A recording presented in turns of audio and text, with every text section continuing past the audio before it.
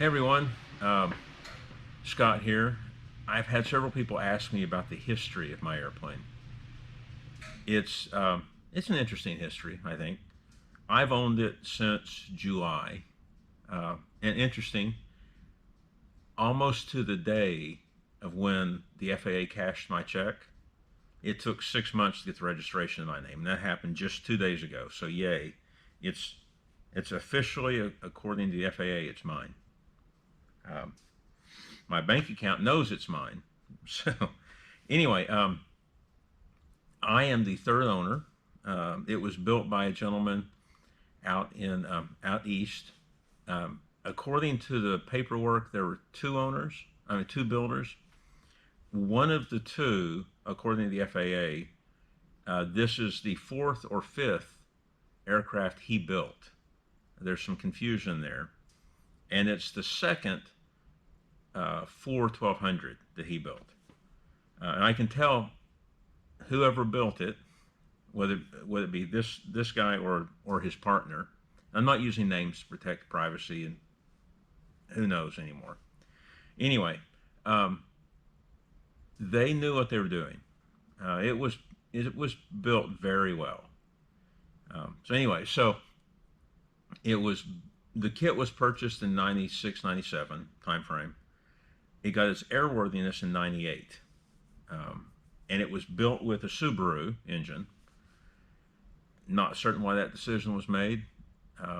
Nothing wrong with Subarus. I've owned a Subaru car and it was great. But when that engine quit, it quit. It wasn't oh, I'm thinking about quitting, I'm showing you signs, it quit. So I don't want to do that in an airplane. So anyway, they it was flown under the first owner, uh, 60 some hours according to the logbooks. Um, and then for whatever reason, it was packed away in storage because there's a big gap in time there. Then I purchased it from a guy named David, really nice guy, lives north of me. Um, he replaced a ultralight with this. He said he didn't like that Subaru in it. It was too nose heavy, and which is obvious because there's about 5,000 pounds of lead. Not quite 5,000. There's a big chunk of lead on the tail. So David took the Subaru off, and he had purchased a Yamaha, I think it was a Phaser, to put on it. I wasn't interested in that engine. It wasn't on the airplane. So when I bought it, the engine was in the floor next to it. And through negotiations, I said, you know what, David, you can sell it for more than I would give you for it in the purchase price. So you keep the engine. We deduct a little bit off the price, and we walk away. We both are happy because he knew a guy he could sell it to and make a little bit of money on it. That's my understanding. Whether he did or not, I haven't talked to him since. But he sold the airplane because he had the engine in his primary work vehicle had blown, and it was an expensive engine rebuild, so he needed to get cash. I do feel bad because I know that he wanted to keep the airplane, and I think he would have been great in the airplane. But I came in, I offered him what I thought was a good honest price, and that day I trailered it home. It included a trailer, which was nice. Sat in my garage. I I worked on it in my garage for a while. It fit in my garage only because there's no engine. I mean, the firewall was against the front wall, and the rudder just cleared the garage door. Um, in the process of me working on it, looking at things, the panel that was on it originally had all the engine instrumentation over on the co-pilot side. Had the usual, I call it the three pack, on the pilot side. When they pulled the Subaru out, they also took all that engine instrumentation. So I knew I needed a tack, I needed the temp gauges, I needed, the fuel flow. I needed additional gauges. And I thought, you know, why not put a JPI in here? So I got the JPI 350 because it monitors everything I want to monitor. Plus it logs. And I'm really big on data, so I can pull those logs. I can see how the engine's performing. It gives me a lot more visibility. So now I've got this panel. I have all these Swiss cheese of holes over here on the right hand side. It's like, where am I going to put this JPI? I thought, you know is a dangerous phrase with me because it usually follows a certain amount of money being spent. So, now would be a time to redo the panel. Great. Well, I can get the new panel blank from KitFox, or I can source it locally because it's just a piece of aluminum. Well, but it's got that bend at the bottom. I got to find the, press brake. I can do that, and but that's okay because I can figure it out. So I looked at some, different panel layout software, and it's like there's so many questions, so many things I didn't know. There's so many things I had to research. I thought, there it is again. There's this company down north of Austin called, and this is not a plug, it's just these guys do great work. It's Superior Aircraft Components. Awesome work. You need a panel designed,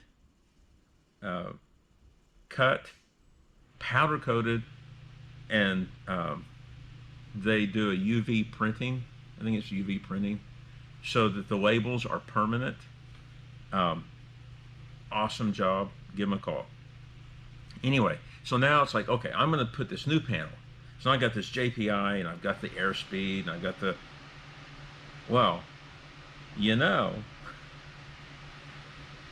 I really like the AV30.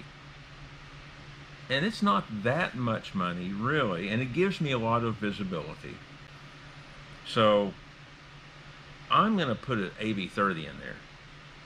Well, since I'm doing that, I can also get the tail beacon X, which will give me the transponder.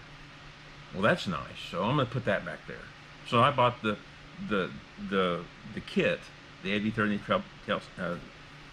tail beacon from Aircraft Spruce. Great. Well, I always hated every 15 minutes you got to adjust your DG, make sure it lines up to the compass. I know, whiner. They do have a magnetometer. So let me get the magnetometer too. So now I've got it pre-wired in the wing, and it's in the box here. Speaking of, talking to a UAvionics, the director of sales, I can't remember his title. I met him at an AOPA event. He was telling me that if you have the AV30 with a magnetometer and an OAT, there's a software update coming out that will give you calculated wind speed and direction. It's like, oh, that's so cool. So I can't wait for that. That'll be awesome. So anyway, so now I've got the AV30 and I've got a place for it. And I'm thinking, what else do I need? Well, I don't like these old breakers, so I'm gonna put new breakers in it.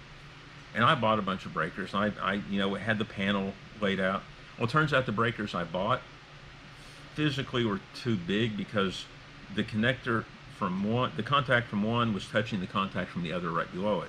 Because when I had them lay out the breaker arrangement, I specified the wrong breakers.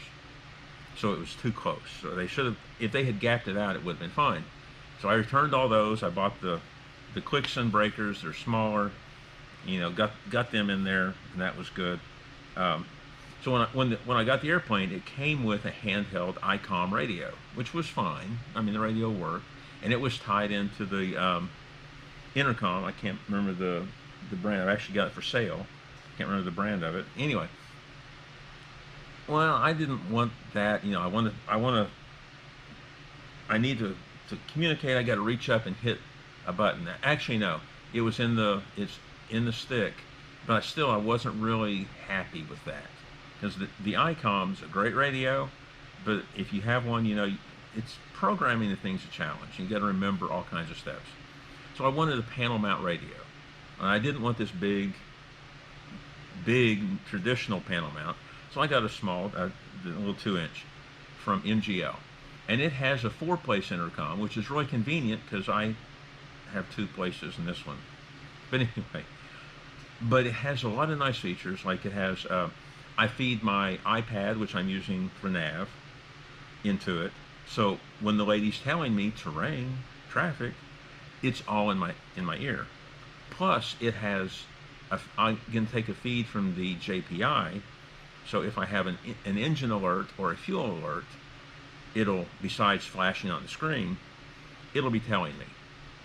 And all of this there's a black box out, which I'm going to feed into my camera. So when I'm flying, I'm recording stuff, I actually get real cockpit audio without having a bunch of wires running everywhere. So what else have I done? So I said I've got the iPad mini for my nav. I have a provision for an autopilot for the breaker and where I need it on the panel. Obviously, I don't have an autopilot yet. My printer ran out of ink, so I can't print more money. As soon as I get that ink, I'll print some more money and I'll buy an autopilot. It might be a while though. Let's see what else. David, previous owner, got a really nice Mac toe tail wheel, and I had that mounted. He mounted it and loved it, and then turns out that it's too wide for the trailer, for that channel in the trailer. So I've mounted the camera, the tail wheel. It's just loosely mounted right now. We're gonna have to do some rigging because of the angle, so we don't start bending things. Let's see. I put aero-led tip lights, and that's a funny story. That's another. Well, so when I got it, it had the Wayland, the 600 series nav position strobe. Had that big power supply behind the seat, and they were bright. But I went ahead and put the LED bulbs in it, thinking, well, I want the LEDs because I don't want the incandescence, blah, blah, blah. So I get everything hooked up and in the plane, and I've got it running off a power supply. Then I have it set to 20 amps. I thought, I'm going to turn everything on and see what happens. Well, every time those strobes flash, my radio shuts off because the voltage drops too low. So it's like, okay, well, this is a problem. So I can replace my tip lights, which will be about $1,500, or I could put an external alternator on it, because I know that the internal, from what I'm reading, is only produces about 17 amps. So I'm already at a deficit. It's like, well, I'll just get this external alternator. Oh my gosh, they're expensive. But I ended up finding a Rotec. It's the company out in Australia that makes the radials. It was around just after Oshkosh, and they had a special on their site that they were still honoring the Oshkosh pricing, which for all the vendors out there that do that, great job. I'm sold. I will continue to use your products if you give me good sales like that. Okay, I'm going to buy the right stuff, whether it's on sale or not. I'd rather have the right piece. But anyway, I digress. So I reached out to them. They had 2 left. They shipped me one. Yay, I'm happy. Didn't cost me, as much as I thought. It was just under $1,000. Just under $1,000. And then I get it, and I'm looking at it. It's like it's a well-made piece of equipment, but it sticks all the way out at the nose. I'm already concerned about weight. I've put this thing on as much of a diet as I can. I put me on a diet as much as I can. I'm working on that. Um, but I'm still concerned about weight, and I really want to get all that lead off the tail. So I'm looking at this alternator, and it's kind of heavy, and it's like, well, hmm. Well, see, there it is again. If I had gotten the tip lights I wanted, the arrow leads, I could remove that brick behind the seat of a power supply. It's simple wiring, and I can actually save. And I haven't weighed everything. I want to say it's about 85 pounds. It's not. It's probably closer to 5. But so I went ahead and I talked to Arrowheads. I said, hey, here's the situation. I should have gotten the tip lights and not the alternator, but I made a mistake, and I've already spent so much money on this airplane. It's not even funny. What sales do you have coming up, or what kind of? Well, they actually had an ALPA event in the area, Aviator Showcase. Um, and they said if I show up there, I can get that pricing. So I did. Great people at Arrowheads, I want to say. I really am thrilled with them. Um, so anyway, I have the tip lights, and now I have an alternator that's never been used. It's been out of the box. It's sitting right over there with all the mounting brackets and everything that I might be putting up for sale, and somebody could get a really good deal. I want to get the plane in the air first and see how it's actually going to perform before I get rid of the alternator. But anyway, speaking of arrowheads, I'm also going to put the tip-mounted landing lights on it. And a lot of people put them out here at the end of the strut. I want to take the tips, and we're gonna cut a pocket in the tip, lay the fiberglass in, cover it, do the whole Vans RV kind of look to it. And I want to put them out there. Right now I have them, right here. They're off-road lights. They work great. Well, I assume they work great. I've never actually flown with them. But I want to put them out there because I want to spread the beam further out. So I've pre-wired the wings for them. It's all pre-wired in here. So when I do get to that point, which will probably be after I get the autopilot, I'll let you guys know.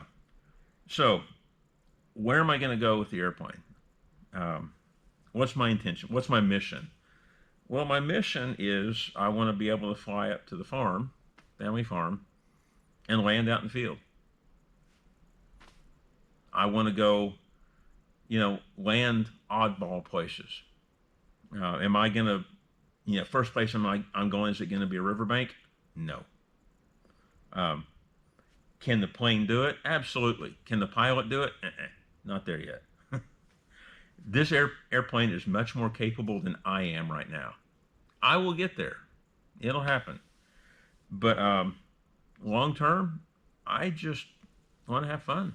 I want to fly it. I want to get to know it.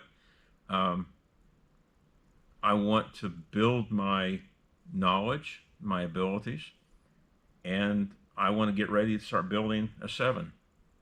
Or by the time I have ink for my printer, maybe Kit Fox will have an 8 or have something different. I don't know. I want to build another one from the ground up. I think this has taught me a lot just in the work I've done. I've completely rewired it. There are 2 wires that are there originally, and I left them as kind of as homage to when it was first built. And they're for nav lights, so nothing too exciting. But I've learned a lot. For example, one of the big lessons I've learned is when you're working under the turtle deck and you're holding a Phillips screwdriver, put a piece of carpet down so when you drop the screwdriver, it doesn't create a permanent mounting hole. So I am working on covering. There are some places I have to patch up. The fabric is excellent. It's absolutely excellent. It's original. There are a few places. There's one right there. There's some in the back. And it's not wear. Well, it is wear. It's not old fabric problems. It's somebody dropped a Phillips screwdriver through it, or it was being trailered and it was rubbing. It's things like that. Nothing major. Um, but like I said, I've learned a lot. There's a lot more I have to learn. Um, I'm looking forward to the adventure. So I hope this answers the questions of the people who've asked. Sorry, it's a long video. Um, I try and make all my others, about 5 minutes, but this one turned out longer. So if you have any questions, reach out to me and subscribe. There's going to be a subscribe button somewhere. Um, I'm not doing this for money. I'm just doing it to share knowledge, share experience. So everyone, have a good one. This is Scott. Bye.